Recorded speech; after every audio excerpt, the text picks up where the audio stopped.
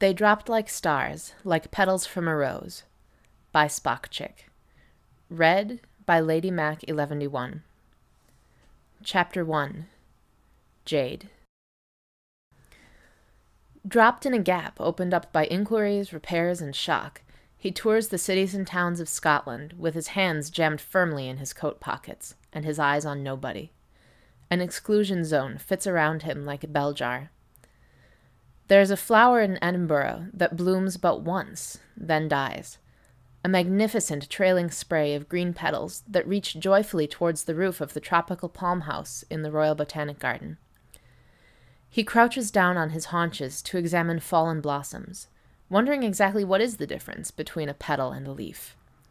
In this case, both are green, but the flowers shine, translucent and luminous with a light tint of sapphire, causing the eye of every visitor to be drawn in.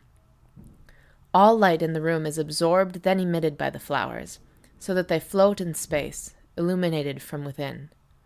It is a brave specimen, hardy and an efficient climber.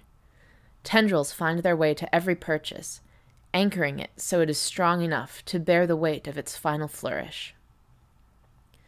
If what-ifs were credits, this visitor to the garden would be a wealthy man. He is already displaced, his trajectory altered by events he does not fully comprehend. Is there another of him somewhere else? Not crouching in a Victorian glass house, looking at the floor, but up there? Laughing, working, loving? What if his swagger hadn't got the better of him? Instead, overconfidence led him by the nose to consigning a senior officer's pet to molecular separation. Her face was a storm. She smacked him then.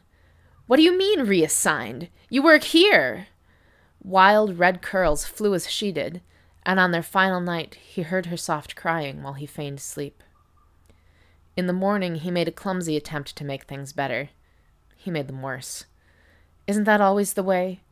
He told her it was for the best. She was a cadet, he was an instructor. Afterwards he wished to bite back every trite word, but once offered they could not be recalled. And now her eyes, as he told his lies, appear each time he tries to close his own.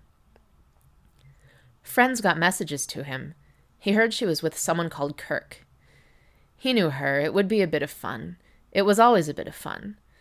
The consolation for the consequence of his juvenile prank was to repeat this falsehood until it became truth.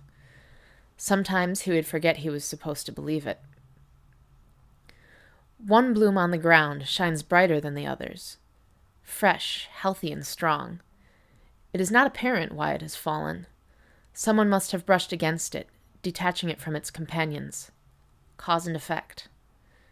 With a care that makes no sense, he lifts the bloom and casts it into the Japanese pond where it drifts, light and bright beside the dark, arched bridge, like a body in space.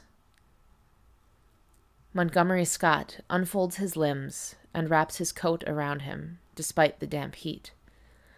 Pulling his collar up and his hat down, he walks from the tropical atmosphere into the freezing Edinburgh fog. And I said, "Let grief be a fallen leaf at the dawning of the day."